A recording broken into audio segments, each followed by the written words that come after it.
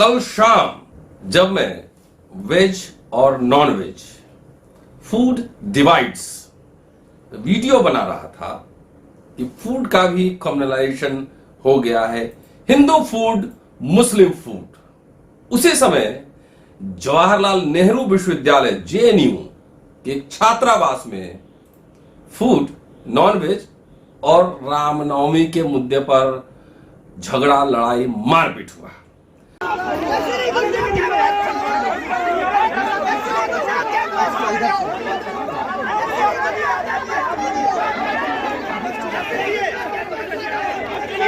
दोस्तों, रतन लाल बोल रहा हूं। काम की बात में आपका स्वागत है और पेश है अंबेडकर नामा। चलिए लिए चलता हूं क्या क्या हुआ। अपने अपने दावे हैं, कुछ फोटोग्राफ्स आप देख सकते हैं, कुछ वीडियो फुटेज भी आप देख सकते हैं। अपने अपने दावे हैं। दोनों ग्रुप, छात्र संगठन ग्रुप, दक्षिणपंथी, वामपंथी, दोनों एक दूसरे पर आरोप लगा रहे हैं। विस्तार से बताता हूं क्या हुआ है। और कई न्यूज पोर्टल्स ने, बीबीसी ने, जन चौक ने और तमाम इस तरह के पोर्टल ने इस पर खबर विस्तार से लिखा है। उसी पर मैं बात करने जा रहा हूं। बात यह है कि नॉन वेज को लेकर हुई हिंसा में एबीपी कार्यकर्ताओं पर एफआईआर और पीएचक्यू, पुलिस हेडक्वार्टर पर लेफ्ट संगठनों के प्रदर्शन का आह्वान। चलिए, कल शाम यानी जेएनयू में रविवार देर शाम लेफ्ट और राइट विंग, एबीवीपी और लेफ्ट संगठन आइसा और तमाम छात्रों के बीच हिंसक झड़प हो गई है, जिसमें 60 से ज्यादा छात्र जख्मी बताए जा रहे हैं। पता नहीं जेएनयू को क्या हो गया।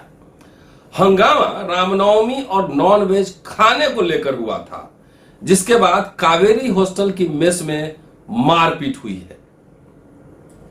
आज सुबह 11 बजे अखिल भारतीय छात्र परिषद एबीवीपी ने एक प्रेस कॉन्फ्रेंस किया है, जिसमें उन्होंने लेफ्ट विंग पर पूरा ठिकरा फोड़ा है और मारपीट का पूरा दोष लेफ्ट विंग पर मढ़ा है। वहीं दूसरी तरफ 2 बजे आज लेफ्ट विंग के छात्र संगठन ने दिल्ली पुलिस हेडक्वार्टर पर घेराव का आह्वान किया है और एबीवीपी पर कार्रवाई की मांग की है। जेएनयू छात्र संघ अध्यक्ष के मुताबिक जेएनयू में हिंसक झड़प हुई, जिसमें कुछ छात्र घायल हुए हैं। झड़प को लेकर वामपंथी छात्रों ने आरोप लगाया कि रामनवमी पर अखिल भारतीय विद्यार्थी परिषद के छात्रों ने उन्हें नॉन वेज फूड खाने से रोका। वहीं लेफ्ट विंग के छात्रों ने आरोप लगाया कि एबीवीपी के छात्रों ने कावेरी हॉस्टल के मेस सचिव से मारपीट की। लेफ्ट विंग के छात्रों ने एबीवीपी छात्रों पर जेएनयू परिसर में गुंडागर्दी करने का आरोप लगाते हुए छात्रों को एकजुट होने का आह्वान किया। एबीवीपी सारा ठिकरा लेफ्ट में फोड़ रहा है और लेफ्ट जो है सारा ठिकरा एबीवीपी पर फोड़ रहा है। कौन किसको क्या हुआ, ये इन्वेस्टिगेशन जो पुलिस एजेंसी करेगी या विश्वविद्यालय प्रशासन करेगा, इससे पता लगेगा। सो एबीवीपी के सेक्रेटरी हैं उमेश चंद्र। उन्होंने आरोप लगाया है कि लेफ्ट विंग पहले से ही बवाल की तैयारी कर रहा था, जिसके वह सबूत देने को तैयार है। हिंसक झड़प पर दिल्ली पुलिस ने जेएनयू छात्र संघ, एसएफआई, डीएसएफ और आइसा से जुड़े छात्रों की शिकायत पर एबीवीपी के छात्रों के खिलाफ मामला दर्ज किया है। पुलिस का यह भी कहना है कि विद्यार्थी परिषद के छात्रों की तरफ से अभी उन्हें लिखित शिकायत नहीं मिली है। अब इस मामले में दिल्ली पुलिस जांच कर रही है। पुलिस का कहना है कि सारे सबूत और फैक्ट्स जुटाए जा रहे हैं। साइंटिफिक एविडेंस से बवाली छात्रों की पहचान की जा सकती है। पहले भी एक बार 2 साल पहले घटना हुआ था और हॉस्टल में मारपीट हुई थी। बाहर से लोग मारपीट किए थे, वो भी इसमें बताऊंगा उसका संदर्भ क्या है। क्यों जेएनयू जैसे अंतर्राष्ट्रीय महत्व के केंद्र में ये सब हो रहा है, लगातार मारपीट, ये बहुत ही चिंता का विषय है। चलिए आगे बढ़ते हैं। जेएनयू प्रशासन ने अब कथित नॉनवेज खाने से रोकने के मामले की जांच शुरू कर दी है। जेएनयू प्रशासन ने कावेरी हॉस्टल की वार्डन और सिक्योरिटी स्टाफ को तलब किया है। इसके साथ साथ छात्रों के पक्ष को भी जाना जाएगा। कहा गया है कि दोषी पाए जाने वाले छात्रों पर नियमों के तहत कार्रवाई होगी। अब आइए थोड़ा लिए चलते हैं बैकग्राउंड में। क्या जेएनयू में, जवाहरलाल नेहरू यूनिवर्सिटी में ये ऐसा पहली बार हुआ है? नहीं, ऐसा पहली बार नहीं हुआ है। जेएनयू हिंसा में ऐसी घटनाएं लगातार देखने को मिल रही है। कैंपस के बाहर से हमलावरों को बुलाया जाता है। घटना के समय पुलिस सूचनाओं को नजरअंदाज करती है, यानी घटना होने देती है।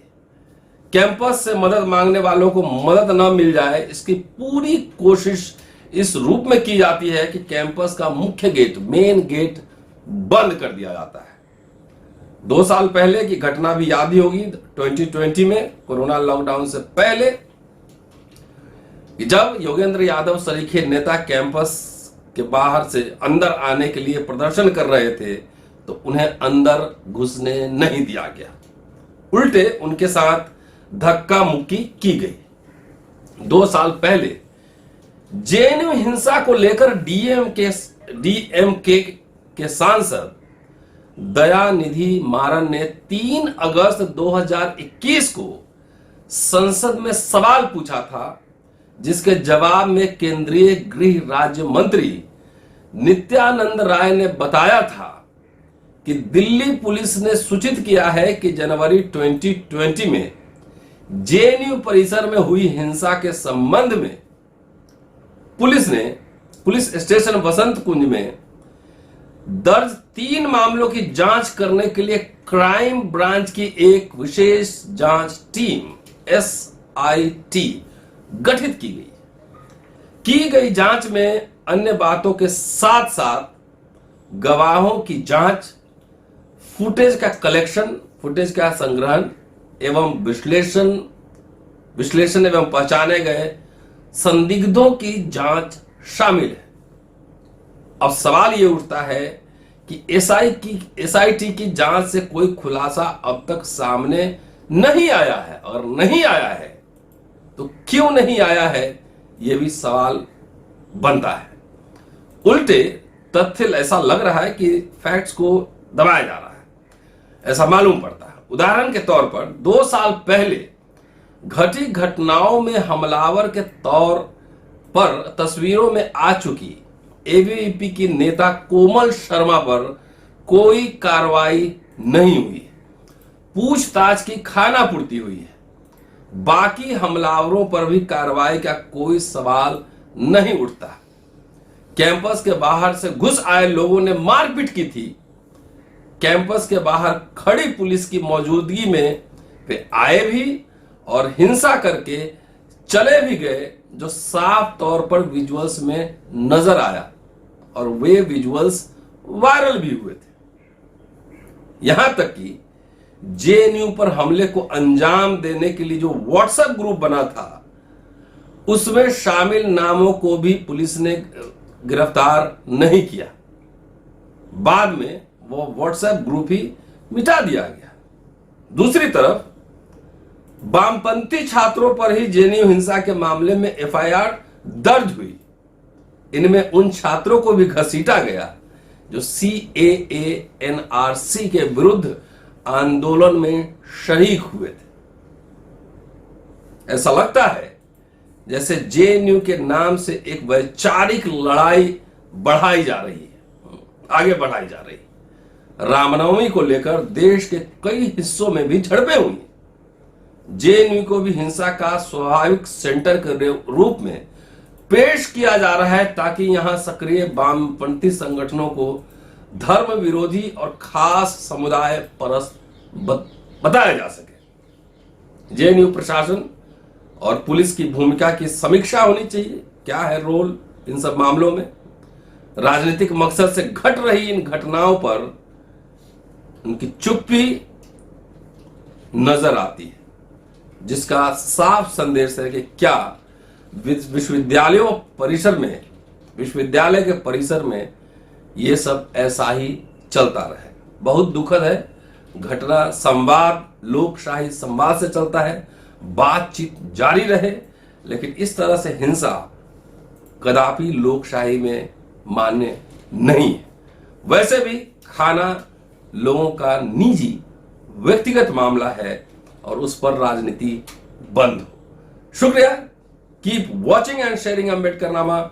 अगले एपिसोड में आपसे जल्द मिलता हूं। शुक्रिया। जय हिंद।